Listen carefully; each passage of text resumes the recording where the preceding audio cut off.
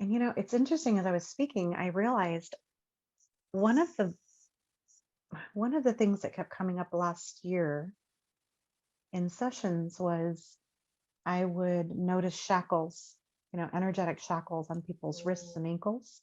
So there yeah. was a lot of that happening last year. And I realized that has not happened this year so far. So that's interesting. Mm. That's promising. So yeah, just realized that.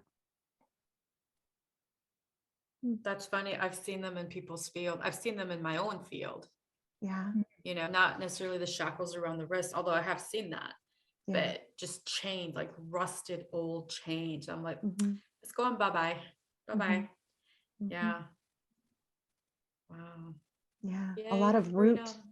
root stuff is coming up this week. Mm, Yeah, wow. that's been big. Root. Yeah, Wow.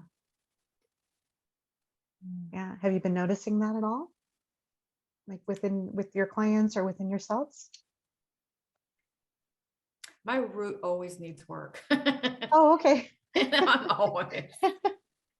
I'm so far, like I'm in always in the higher chakras. Yeah, I relate. I forget my lower ones.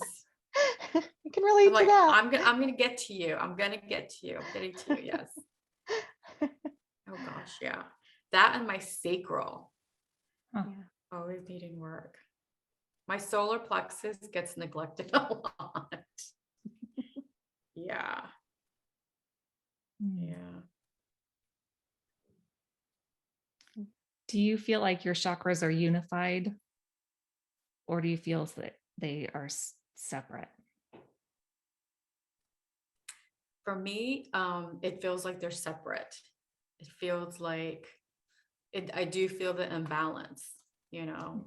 I work on them a lot, but still because of the work I do with clients and myself and being in meditation, these three are just always so active. And I'm like way out there in left field in the ethers, in the astral, that I have to work really extra hard to balance my root and my sacral and go outside and do walks. So Mm. um, I don't know. I think there hopefully will be a point where I can learn to merge them in a balanced way. But right now I'm just in one section and then the other and then one section. And so I need to like have them come together somehow. So, Mm. but yeah, how about you, Anya? Well, that's an interesting question too. Let's see. So it was about 4 years ago, someone had done a reading for me and said, and I didn't even realize that was possible for them to be unified. Um, but she said that mine had already been unified for years, that they were already, it was like a crystalline alignment. But I still do find myself gravitating to different areas. Yeah. I feel that everything is one. I feel like it's all unified, but I still, because the way that I feel energy is there's still trapped emotions in different areas. So even though they're all unified and working as one, there's still areas or trapped emotions that are still being released, Mm-hmm. or I feel like need a little oomph, you know. Um, and it's just like an energetic boost. So I'm not sure how to answer that question. That's a great question. Just Yeah, curious.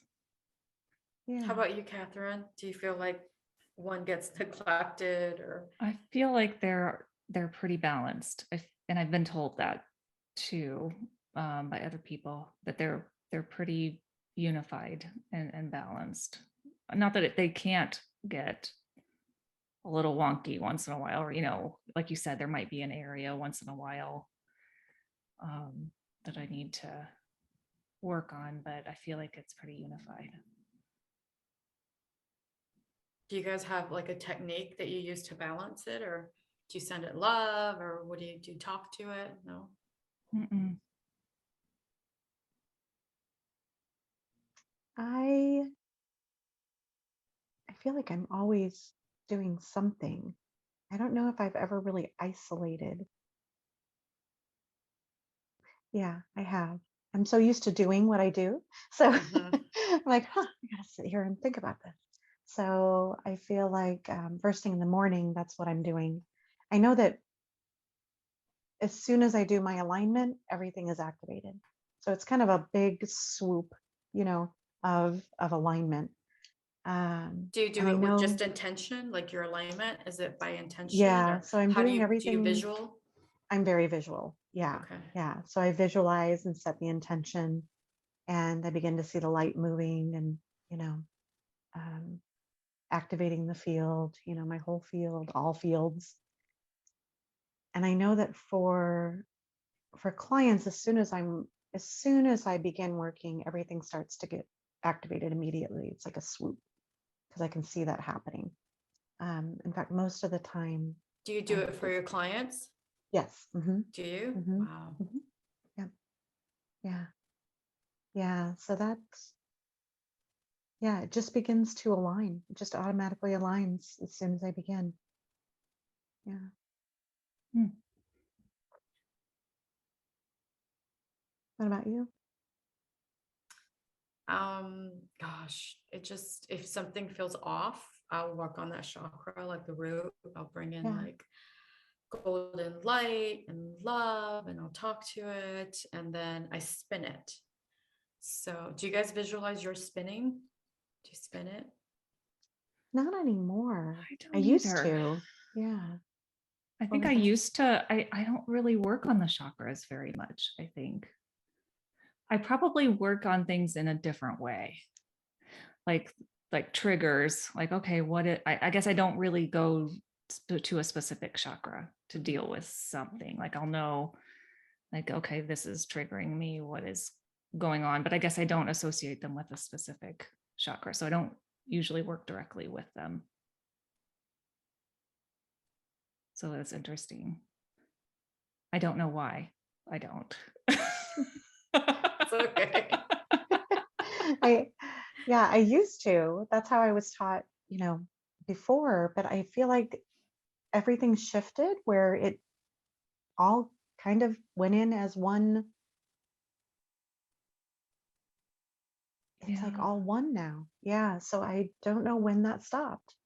I Yeah. think, Anya, as you were saying that too, I think that setting an intention where everything just kind of Yeah. automatically aligns, I think Yeah. that maybe is more of what I do as well. Yeah. So it's just like setting, getting Yeah. into my, this is what it is, and it just does Yeah. it. Yeah. So I don't have to think about each one, maybe. Maybe that's what it is.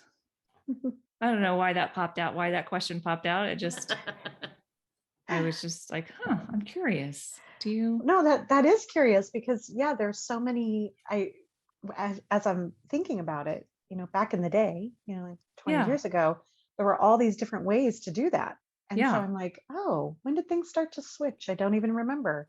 Everything just started to shift and change. And so, yeah, it's really cool thinking about it right now, how much time has Yeah. passed and Hmm. what's shifted and how it shifted and all the different ways of doing chakra Yeah. balancing, right? There's so many different There's so many ways. different Yeah. ways. Yeah. I'm like, wow, that's so funny. I forgot about that. Yeah. Yeah. But I could also see, Lilia, why you or your focus would be on the higher ones with what Yeah. you're doing. Like Yeah. you would spend more time in those higher levels. Yeah. That totally makes sense. And my throat chakra, I love working on my throat chakra because it's the one that's been like suppressed the most, you know? And Yeah. every time I clean it out, like I'm quirky, I'm witty, you know, I say things that I never say before, you know, because I've had issues with my throat chakra. So Yeah. yeah, it's fun to play with them and clear them out. And there's so many different modalities, and it's awesome. Like if you wake up in the morning, just like Catherine, you know, Anya and Catherine. Did I say on Kath? I think I merged your names together. That's weird. But yeah, just setting that intention first thing in the morning. Yep, things are aligned. You know, just set that intention, you know, that all your energy centers are aligned. and balanced, balance and harmony. Tell your body that, I am in balance and harmony today. Yes. And that morning, that is such an important morning practice. We want to bring that up as well, morning and evening, because that does help us stay in presence. It teaches us presence and self-love. It's part of the self-love process. Loving ourselves enough to take the time to do it. Yeah. Instead of reaching for that phone first thing in the morning, I've done that before. Oh yeah. Just you're still in that alpha theta state. It's a brilliant, you're still connected to spirit. So, if you feel inclined to do so, get in that meditation, set your intention for the day, because you're still trying to wake up and you're still coming back from the astral. So that's a beautiful time right before bedtime too, just like Anya said. That's a perfect time to do it. Yeah. Do you guys have a favorite time to do it? Mine used to be in the afternoon, but now I just do it first thing in the morning. Like meditate, do your sacred, your practice. A time, is that what you said? Yeah. A time. I do mine first thing in the morning and before bed, but I also, between clients, I have a process that I do as well, just to make sure I'm clear. Yeah, I would say mornings are my best time. It's not necessarily before I wake up, because I find if I start kind of going into that, I tend to want to just fall asleep. Like I can't focus. Yeah. So I have to get up and start my day a little bit. And then I try to do it before I go to work or on the way to work, even when I'm driving. Do you really? Yeah. I've tried to do that and I'm like, no, I'll close my eyes. No, I can't do that. I can't do that. Yeah. That's cool. I don't do any grounding while I'm driving. Yeah, because you're under hypnosis. You're driving and I could easily go out. I tried to do it once. I was like, whoa, this does not work. So like if I forgot, like when I first started my processes, I'd be in the vehicle. I'm like, oh, I forgot to do that this morning. And so I tried it one time and I'm like, oh, I can't do it while driving. And so I'd wait till I get to a light and then I ground really quick.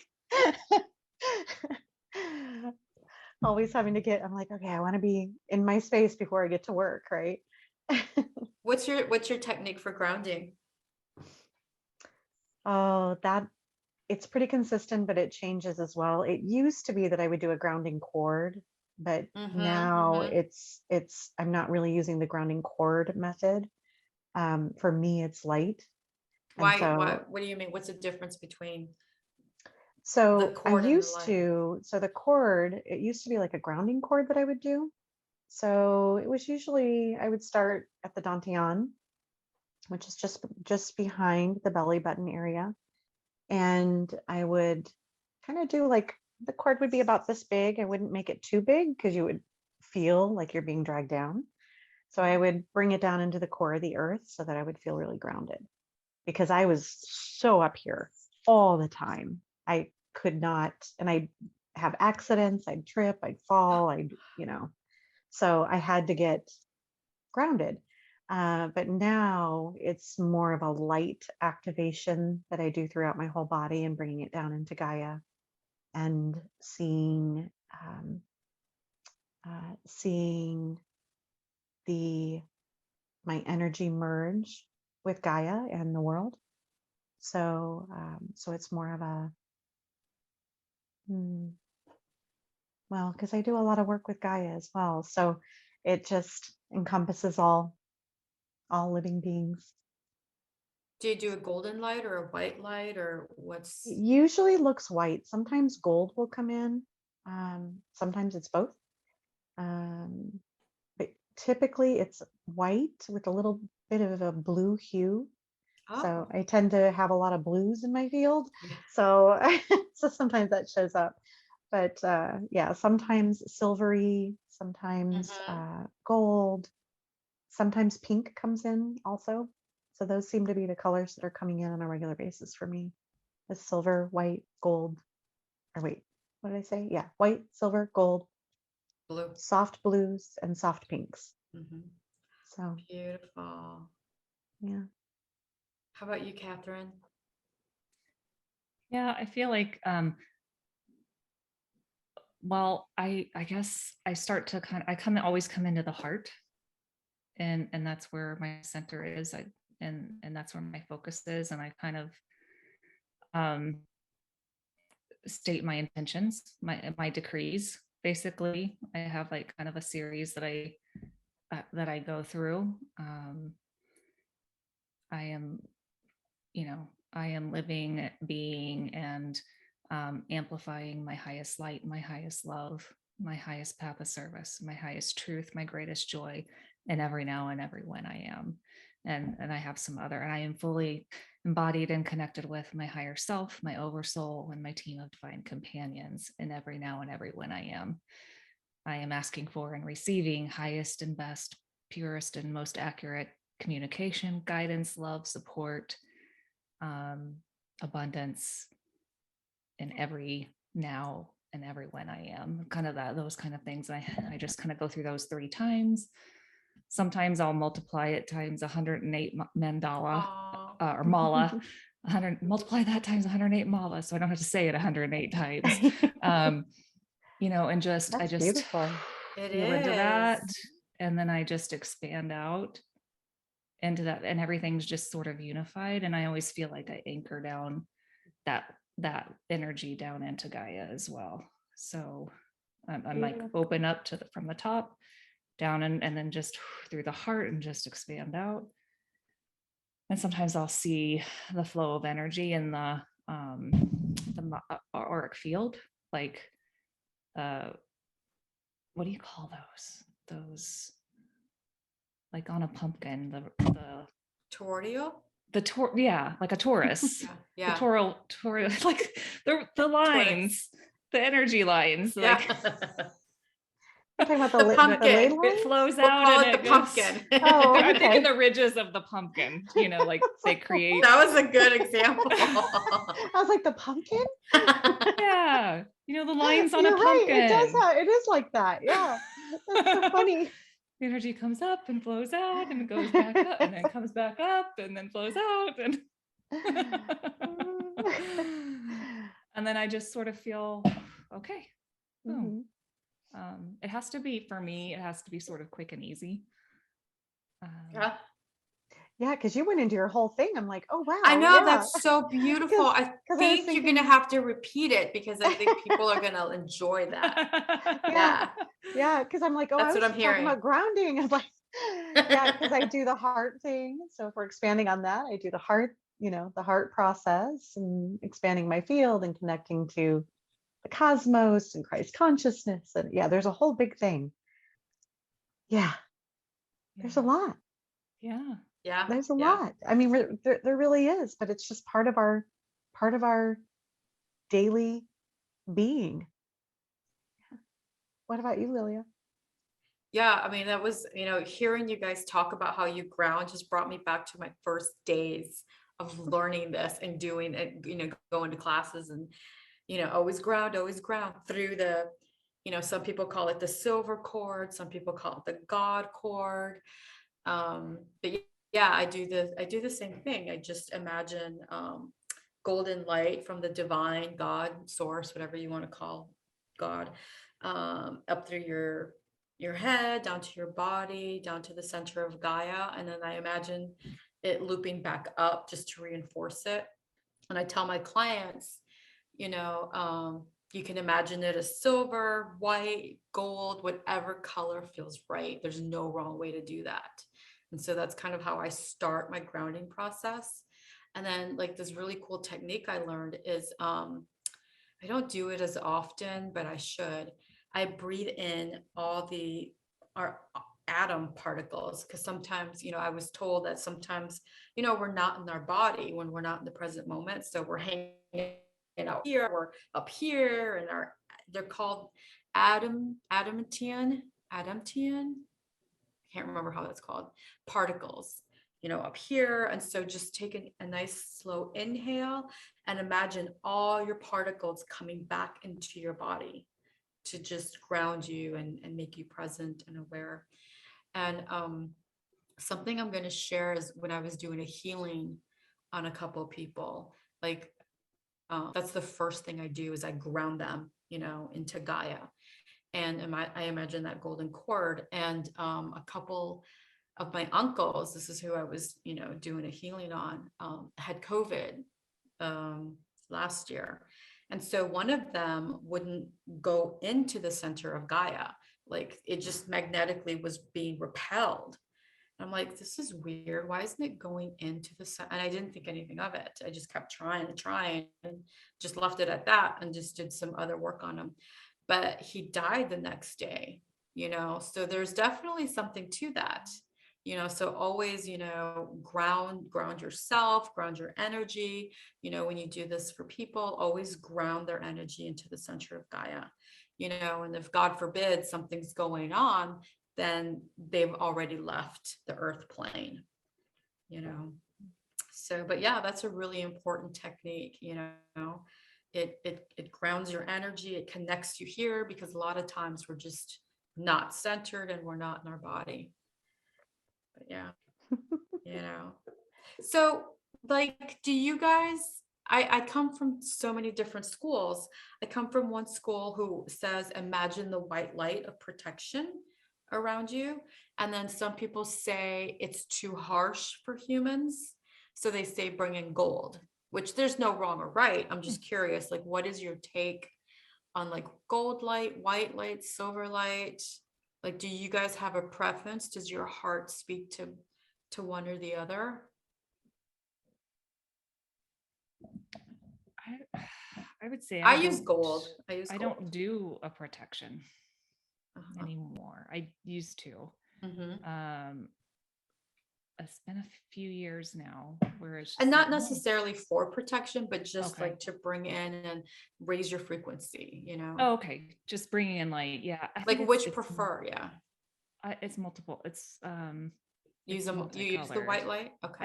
I do use a lot of white, but Okay. it can look sometimes a little different or have some opalescent or rainbow Yeah. kind of colors or whatever. Sometimes a color will just come in. Like lately it's been like more of a rose pink, like sort of a rose color lately.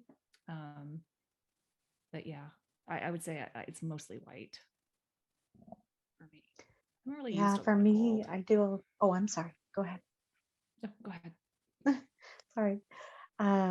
Yeah, for me, I see a lot of white, but I have the same experience where there's a lot of like iridescent or opalescent or, a lot of those colors that come in. So oftentimes I'll see them in my field. And I find there's really nothing wrong with any colors that come in because I notice even when I'm working with someone, a specific color will come in for them. It'll be purple or it'll be blue or so I think it's